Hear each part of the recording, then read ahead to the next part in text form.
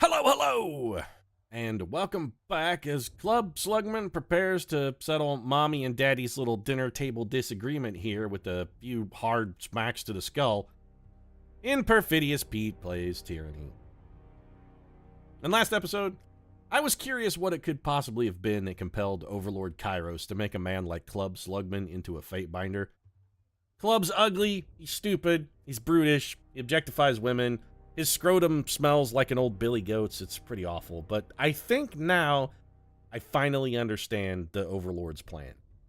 Club Slugman is Kairos' Alexandrian solution to the Gordian knot of the disfavored versus Scarlet Course argument.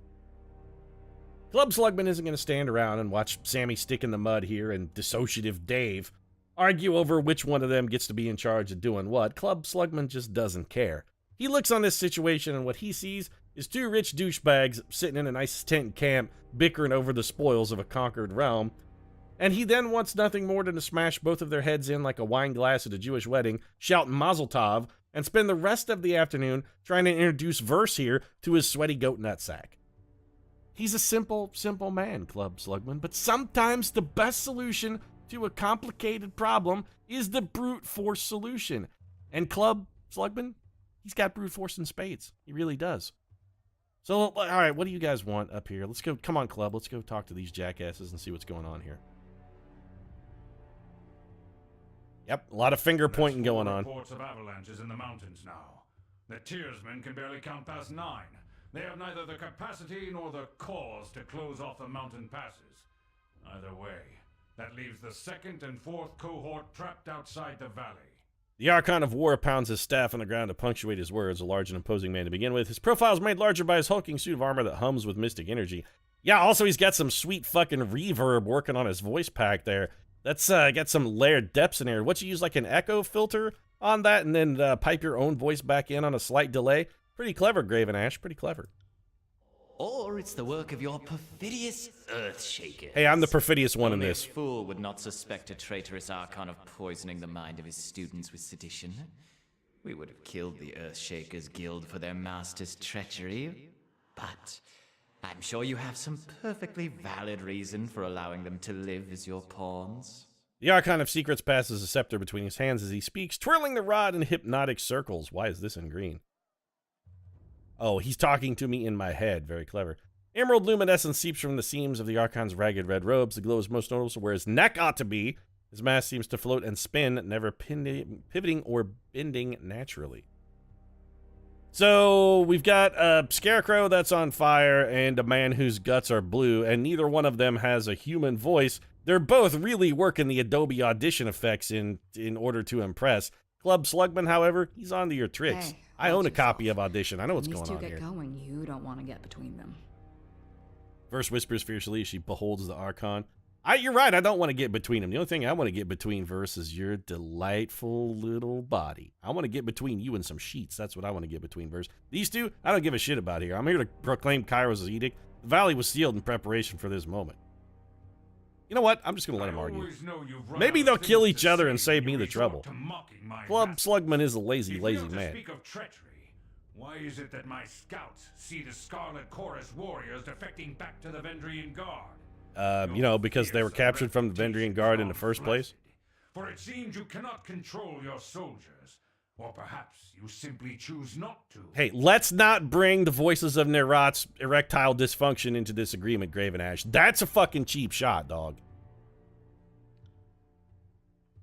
My lords, the Fatebinder has arrived. The disfavored commander raises her voice, trying with little success to speak over the Archons. Perhaps we could table this discussion and let our guests speak. Thanks, Iron Marshal Aranios. At least you're, like, looking to get something Speaking done. of strategic failures, who was it that insisted the valley would need only a token garrison? For some strange reason, we can't seem to recall which balding halfwit grossly underestimated the enemy. Thoughts? The Archon of Secrets twirls a scepter in a twisting loop, his leather-wrapped hands flipping the rod with an effortless flow. Can you hear us, Fatebinder? Cough if we have your attention. So the voices of Nerot is talking to me in my head. This guy also reminds me of Cillian Murphy in, he's got a real scarecrow vibe. It's like Cillian Murphy in Batman Begins. Fine, here, I'll And cough I thought audibly. you had left agents within these tearsmen when they surrendered. I'm I down knew with failed maybe to see taking a this little coming. subtle influence from Or Voices you of knew Nerat. and let it happen. I'm a hair's breadth from just Incompetent murdering or both of them in right here, cahoots. though. Either way, this mess has your filthy stink all over it. No, sorry, the filthy stink part, Archon, Graven Ash. Yeah, that's me, Club Slugman. I just walked in here. Sorry about that. It's We look forward to my seeing unwashed you ball explain sack. to Tunon why the Archon of War could not close the vice on this trivial little insurgency. When we are crowned the ruler of the Tears, we shall have this place renamed to Ash's Folly in your honor. Good. Now pay attention. You might miss. You know what? That's it. I've had enough. Are you guys about done? Gain loyalty with Verse, gain wrath with Graven Ash, gain favor with the Voices of Nerat. Fifth Eye. They bicker like children, do they not? The Fifth Eye's grating tenor pierces the tension in a tent, and all eyes land on the Crimson Spear. I meant only to say welcome to our guest, the Fatebinder. The armored detainer bows with rust in elegance, then raises to salute, and not a moment too soon. So I'm not the only one who's bored out of his goddamn mind. The Queenslayer. Sensing your presence, the disfavored commander snaps into a firm salute. No doubt your presence here will strike despair into the hearts of our enemy. Lord Ash, Lord Nerat, our guest is here. I'm just gonna glare silently at them. Stormcaller, it is an honor to have you with us. I would imagine you are here with another of Kairos' edicts. Perhaps another catastrophe that will punish our foes for hiding behind their walls? Yeah, if you guys don't mop this shit up in a couple days, I'm about to turn this whole valley into a whirlwind of body parts, severed teeth, gore, and other violent blade-shaped instruments, swirling around, chopping everything into haggis, because honestly, Kairos is tired of your shit. My soldiers tell me you helped Commander Drotus on your way through Edring. You honor the court with your selfless cooperation, for that is the sort of camaraderie that Kairos demands of us all. On the last of his words, the Archon of War glares at the Voices of Nerat, furrowing his brow as he utters the word camaraderie. I come bearing, yeah, I have an edict to proclaim here, guys. Dear Binder, we won't be done bickering until the last of Ash's hair falls out. Oh, a Pause bald for you to joke? read your little missive. Wait, does Go that mean you're on, done go now? on, Because I don't don't see any keep hair us on his all in head, Voices of Nerat. suspense. It looks like you got to go for less obscure metaphors. Club Slugman is not a brilliant man. Now he thinks you want him to read the edict right now. Or, I guess he has beard hair. Does that count? That doesn't seem like it counts. Only yesterday you were proving your worth in battle, assisting my warriors in the siege of the bastard city. Oh, I just wanted to Now kill people. Kairos Your has warriors had chosen you nothing to for do a with it. second time to proclaim an edict. Tell us, good Fatebinder, what sort of punishment does the Overlord have in store for the Oathbreakers? So basically, all of these options say the exact same thing. Just they say the exact same things in different ways. Why do we care? Just does it matter? In honor of your incompetence and disarray, the edict will execute every living thing in this valley unless the decision hall is taken by Kairos Swords Day. Actually, I kind of like that one. Here, just yeah, that's it. Gain favor with the Voices have not gained wrath with Graven Ash. The earth sways with each word you utter, the earth thickening with warmth. As you pronounce the tersely phrased commandment, it is every syllable drafted by the hand of Kairos. With the edict proclaimed, your pulse quickens and the muscles in your legs, worn from a long trip down the mountains, feel renewed. Tired limbs now nearly buoyant with vigor. I feel good about having threatened these guys. I do kind of feel good about it. There you go. The edict is proclaimed. I can go now. To compel us into action. No doubt the avalanches in the mountains are part of this ultimatum. We must conquer the Oathbreakers or die in failure. There is no room for error, and no other way out of this valley alive. We'll need to advance. So this is sort of a across burn the top. fleet situation then from Lose everything and Kairos? stand still. And We're not we going move to home, back boys. up It's on plan to three. victory or The underground. Earthshakers Or didn't perhaps make it a over the mountain song in on time. one of Thrice's better So albums, we do this Visu. the hard way. Wait, was that on Over the Visu? wall, No, that was actually in the instead of Alchemy through. Index. Sorry, Thrice. I didn't mean to misquote. It was from the Alchemy Index. It was off the Fire album. Low rumble escapes from under his So beard. you I'm assuming he found just your belched. backbone at last. Oh, we were worried past humiliations would make you soft, timid. That was a record for you, right? The baker's dozen lost in one sortie.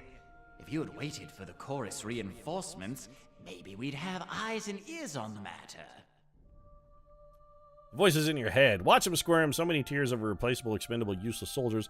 I miss the old Archon of War. You'd never see a blood echo in a blubbering mess over a few dead killers. He used the knuckle bones of his best disciples for jewelry, and even made a breastplate out of his dead brother's. I don't really care. I kind of like to bicker all you wish, you're just wasting valuable time. You know what? Yeah. Just, let's get this. You guys are fucking pissing me off. Do something already. I've no time for your foolish japes and petty taunts. We should focus on the objective at hand, and that is taking the Mittani River, and then advancing to Ascension Hall and ending this edict. So I'm just looking at my option here. There's work to be done, fellas. Let's get this over with. My Lord Barrick and his band have been drilled on the Echo Call assault plan. The Crescent Runner should be briefing him as we speak regarding the latest enemy movements along the river. I will dispatch him at once. The Iron Marshal salutes, clapping her gauntleted hand to her breastplate. Okay, yeah. Wait, you're a lady? Hey, baby, what's up, Iron Marshal Elenios? You gave me that salute earlier. I didn't pick up on the fact that you were a dame, right? I pitched a little woo at you. And I will ensure the Corps stands ready to march if the disfavored can take the river. The Corps has the manpower to secure the outer ring of the valley. Our soldiers clamor for battle, and at last we shall have it. Verse, we command you to continue guarding the Fatebinder. Tunon's chosen is our honored guest, and must be shown our finest hospitality. Oh, hey, was that a direct order for Verse to, warm my bed at night? I'm down with that. Not that I need you to get me a lady, because I gotta say, Verse was staying with me regardless, Voices of Nerat. You could have told her to leave, and I'd just been like, nah, baby, you're with me.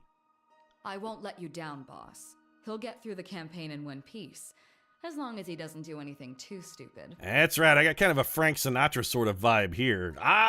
Club Slugman objectifies women, but he also respects women as he objectifies them. He'd be like, hey, Dollies, go take a nap. But then who's the first man to go and wake the Dollies up once he's got those important phone calls from, like, Palm Springs taken? The chairman of the board, that's who. Archon twirls the scepter one last time and then taps the fifth eye on the shoulder, and the two depart. Swing by the Scarlet Chorus camp before you get wrapped up in whatever errand is disfavored demand of you. The Scarlet Chorus could benefit from your expertise. Do I have to? I mean, it seems like a side quest.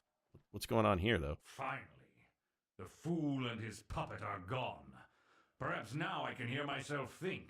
Are you still here? Rarely do I question Kairos' judgment, but I will never understand why the Voices of Nerat is given such authority.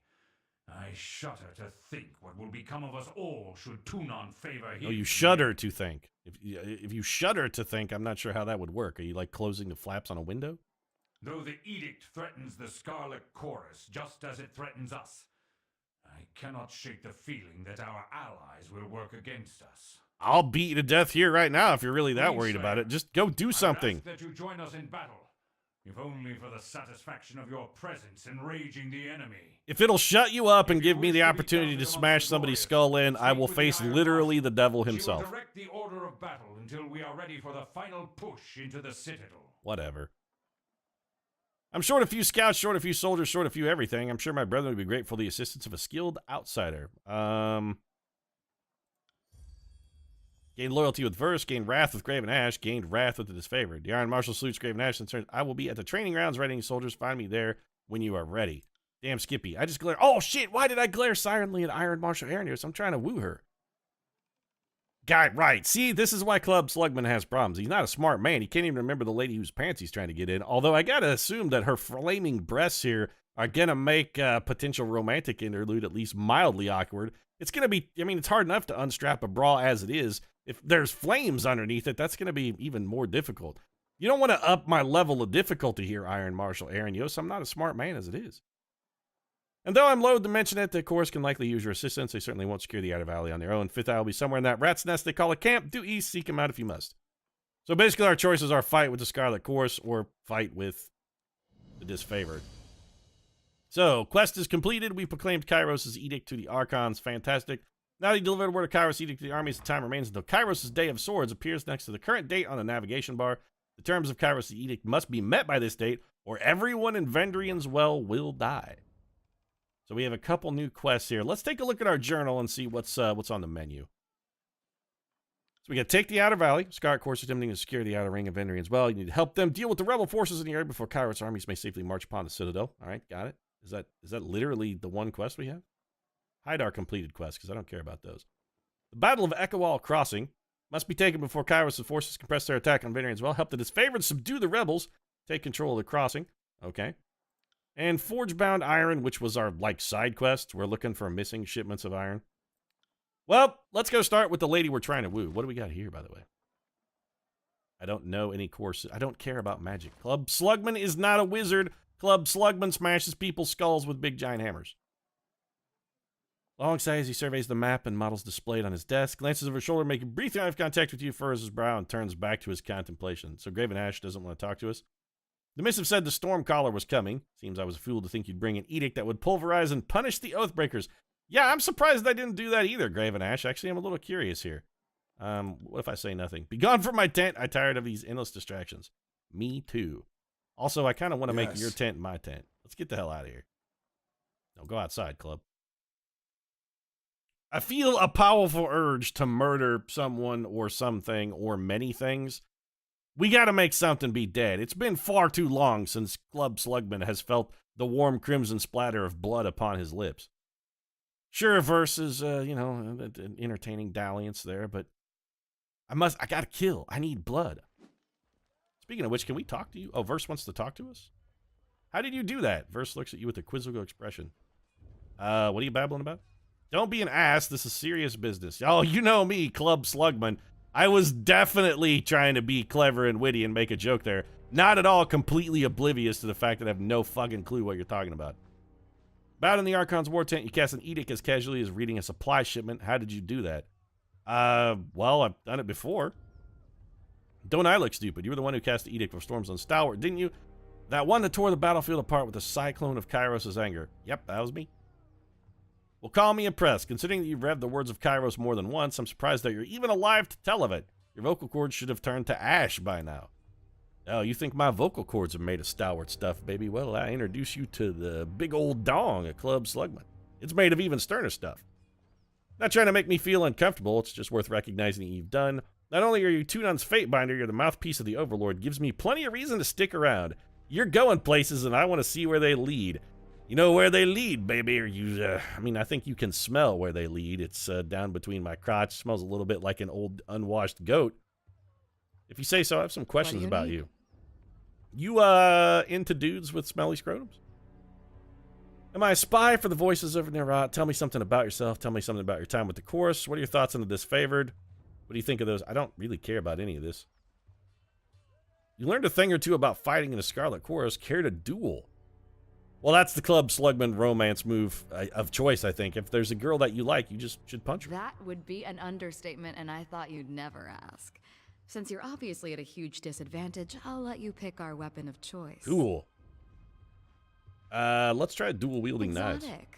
Good choice.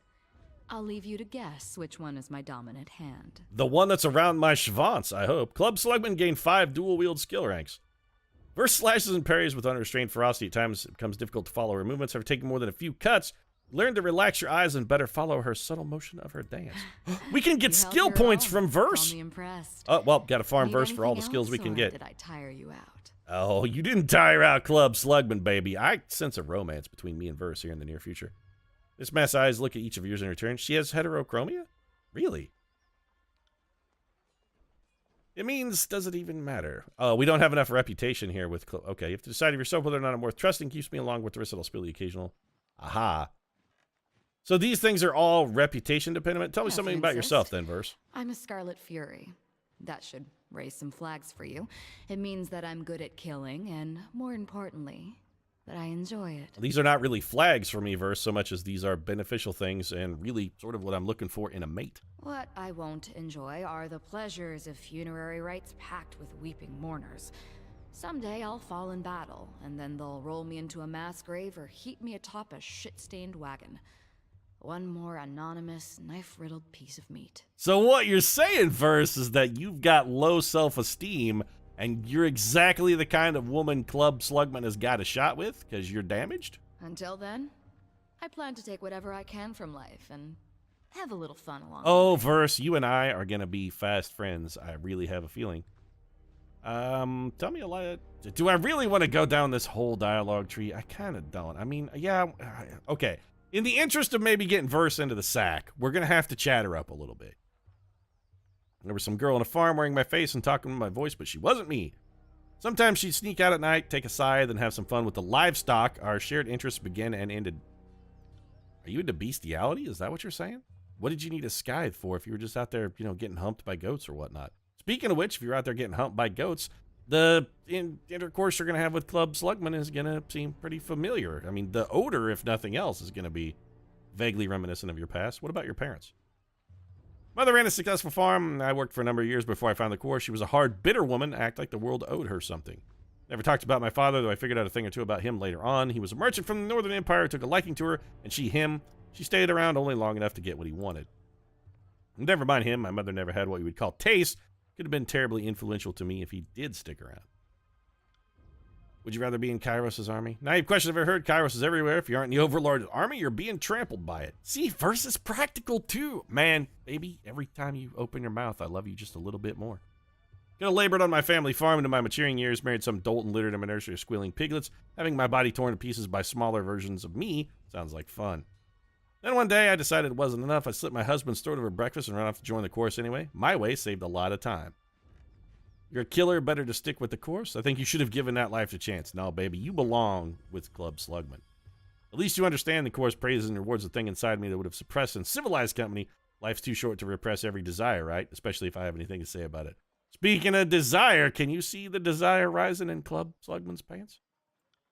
It's visible. I think I have the wrong idea about me. The course didn't take me as a sobbing maid. I strode into their camp and enlisted. Someone tossed me a dented blade. I lived through initiation, spent a week butchering my neighbors, and moved on with my new kin. Didn't waste time with goodbyes. My mother had long since died, and the rest of my family were louses. The girl I used to be, even she knew that she was worth more than all of them combined. What's the significance of those feathers? Getting awfully chummy, so I guess you deserve a story. My mother kept a messenger bird, Witterbeak. It was an angry old bastard, spoiled from living the high life, squawking in my window every single night. Pecked my fingers when I fed him, only the fattiest, juiciest mice. When I left the farm to join the Scarlet College, I run that ungrateful little fucker like a dish rag, plucked his feathers and gave his carcass to the mice. It felt like justice. She slides a crimson feather from her hair and spins it on her fingers. She's basically like a female Dexter. Verse, I've never wanted a woman as much as I want you. Enough questions about your past. Tell me about your time with the course, The Scarlet baby. Chorus is mostly for madmen and peasants with rusty daggers, but it's also a little niche of freedom that I never had. Once I survived training and met my Scarlet Fury sisters, I saw a different side of the howling mob. Tell me about your training For new then. recruits shoved to the front lines, training means surviving the first battle. Anything beyond that is for the fighters who show potential, whether as blade dancers or arcane madmen. Arcane There's madmen, nothing huh? in the world like getting put through the paces as a Scarlet Fury. Every day is a test of your commitment and passion. Failure means death. The first few weeks were the hardest, but also the most rewarding. I earned my name, picked up some quality weapons, and met my sisters. Yeah, the one thing so far I haven't loved about you, Verse, is the fact that elite you named your fighters of the knives. Scarlet It seems a Chorus. little Your ostentatious. typical horde Also recruit very fights Hobbit-like. with a rusty spoon and a chip on his shoulder, but the Scarlet Furies are, well, different. We focus our madness. We coordinate, we kill, we dance. It's like art. Imagine a sculpture that twisted in weird, beautiful angles, and then gutted you too fast for you to realize what was happening. Sounds delightful. Actually, it kind of does sound wonderful, actually. It is, as I remind myself all the time. The most important day of my life was when the voices of Narat recognized my potential and sent me to Scarlet Fury training. You earned your name, by the way? If you think a simple farmer for the tears would name her child Verse, I should just visit my old village. Most of them were walking around with surnames like Barrel or Fish. Not the most creative bunch. She smirks and shakes her head. Course takes your name away. Whoever you were before, you aren't that person anymore. Then you earn back a name through great deeds, usually murderous ones. That's why you see choirmen walking around with names like Stink Mouse or Face First. There's probably a good reason for it. So are they going to call me Stinky Sack or like Goat Nuts? Because that does seem appropriate given the stench of my scrotum. Voices of Narat gave me this name. When the Scarlet Chorus runs howling into battle, he doesn't hear war, he hears a symphony. And when I fight with the blade or bow, he told me that my music stands out louder than anyone else's and contains too many parts to be easily defined. When you least suspect it, the Archon of Secrets can be downright charming. What's your real name, baby? Of course, it isn't worthy of either of us, but I'll entertain it out of pity. You already know my real name, it's Verse. Are you looking for whatever arbitrary collection of letters and sounds my mother thought was appropriate when she didn't even know me? Then you're out of luck. I buried that name long ago, long by my standards anyway. Tell me about your weapon skills. When I was just a kid, it didn't take me long to realize I was a natural. I could pick up a rusty kitchen knife and skewer a rat from across the room. You were chucking knives at rats in your kitchens? Okay. Sounds like your mom wasn't much of a housekeeper. Scarlet Chorus gave me opportunities to further educate myself. My sisters were always a bit surprised by how quickly I took to different fighting styles. She frowns for a moment and shakes off whatever she wanted to say. Back to my questions about the Scarlet Chorus. You hesitated when he brought up your fighting styles. Why? Notice that, did you? It's a matter that I'm not used to discussing, mostly because I don't know how. I mentioned before that I'm good at picking up different weapons and fighting techniques. Truth is, I'm better than good. I could flay a man so cleanly that I'd leave a single strip of skin behind. You wouldn't even need to be tied down. One of the first things I discovered about myself after joining the Scarlet Chorus, the voices in the rat recognized it as well, which is why he singled me out for Scarlet Fury training. Have you tried that flaying trick before? Fifth Eye handed me a knife and pointed me to the prison pins. It's my girl. Sisters were the masters of their fighting forms, but since they died, my style has changed, almost like I can kill as they did. I could pick up a bow, a lance, anything really. There's some of the pieces of the weapon that I only watch my sisters use. I don't know what it could mean, and that worries me. Who are your sisters? Who were they would be more appropriate. Three Whispers, Red Geyser, and Seeking Sheath, the best fighters I ever met. It wasn't a foe we couldn't take down together. Our fighting styles complemented perfectly, so we divided the killing work like bards sharing a song. At least we used to. She presents a solemn salute. How much more of this is there? Okay, tell me about Red Geyser. One-woman siege breaker. Launch yourselves at foes like a battering ram. Not even a disfavored phalanx could have withstood that dumb suicidal winch. Well, I think you're gonna, kind of be a familiar fighting style here with old Club Slugman. Something to behold. Seeking Sheath.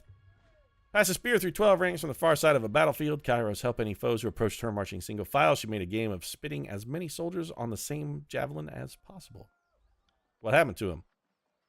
Only suspected a guard of organized secret. My sisters and I came upon a group of them, or Kairos knows. Maybe they found us. No one said anything. We drew iron and bronze. That was when everything went wrong. I was supposed to take point and occupy the guard with dance blade work. Something disoriented my sisters picked their marks. I hesitated. Lost my nerve. Instead of rushing the Oathbreakers, I froze my weapon drawn. My sisters fought on without me, but they were off balance like whatever I had was catching. Oh, so Verse has the yips. They died. I lived. My sisters were relying on me to lead the dance, and I failed them. Inexcusable, really. You're absolutely right. If I had witnessed the same in one of my sisters, I might even have killed her for endangering the rest of us. Good for me that they didn't get the chance. She chuckles, but there's no humor in it. You got the yips, Verse. Now I can't trust you. I mean, I still want to take you to bed because I doubt the yips are transferred over to the sack, but now I can't trust you in a fight. Hesitation is a rot. It's unbecoming of any course member and unheard of in a Scarlet Fury. I would cut it from my body and cauterize the wound if only I knew its source. Any thoughts on the topic, or are we just here to open old wounds? Any idea why you lost your nerve? Wish I had an explanation. For the first time, I lost the dance. The song of murder drew silent instead. There was only rigid, organized control. All right, back to my questions about the Scarlet Chorus. You know what? No, I'm done talking to you, Verse. The episode's getting a little long, and as much as I want to get you in a sack, man, I really, really, really want to kill something. Like, desperately. Somebody, I gotta make something die. Here's the Iron Marshal, so we can go and let's see if there's anything to steal around the camp first. Can't get that. What's over here? Hey, I'm stealing your weapons rack, dog. What's over here? Imbued Rod of Strength, two-handed. Is this a new mace for Club Slugman? Hold on a minute.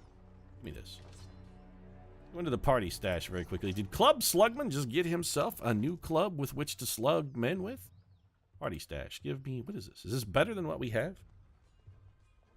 The Imbued Rod of Strength. It gives us, so it swings faster, but it does less damage per second. But it has a much bigger range. Wow, it's really long. It's okay. So it's worse than the Bronze War Mace. What does a Rod of Strength look like here? With this bad, does it look exactly the same as what we're currently using? It seems to look exactly... No, wait a minute. How do we switch weapons? Hey, give me Club Slugman here. I want to go to his weapon sets. What's this thing look like? Is this also a club? It's also a club. Ooh, it's shiny. So now we can decide whether I want to use this or not. New weapon. Let's go back to the mace. Because this thing just is like bigger for single hits. This does more damage in one fell swoop. But if we can do more aggregate damage with this other mace, I'm tempted to maybe use it. We can't get a comparison unless it's in our inventory, huh? Okay, fine. So we lose, it does less overall DPS, but it gives us, so it swings faster, and it has a much bigger range. Are we willing to trade damage for range? I feel like the answer is no, but this does, being as it's a clubbing weapon, seem more appropriate for Club Slugman. So we're gonna stick with the Bronze War Mace for now. But that's, I feel like, a better backup than some shitbox sword. Also, we're going to start next episode by figuring out what this woman needs us to do and then going and doing it, because I really, really got to murder something. Club Slugman's getting a little pent up. I'm getting a little pent up. Way too much backstory at the beginning. I love rich story games, but why do they always feel the need to really just cram a giant bolus of story down your throat to start off? Couldn't we be killing as we learn about our world a little bit? You got to do a little... World building can't just be a giant glut of information that you got to try and cram down my throat all at once. Build the world by letting me experience the world a little bit. That's all you got to do. Don't make me sit and spend a half an hour talking a verse. Have her mention these things in passing as like part of other conversations.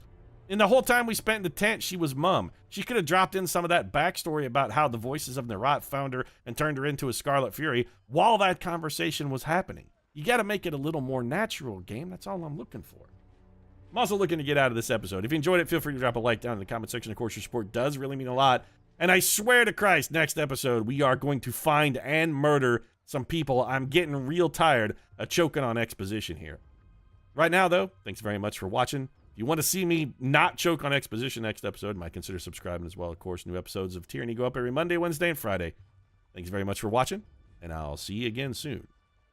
To crush skulls. That's it. We'll be crushing skulls.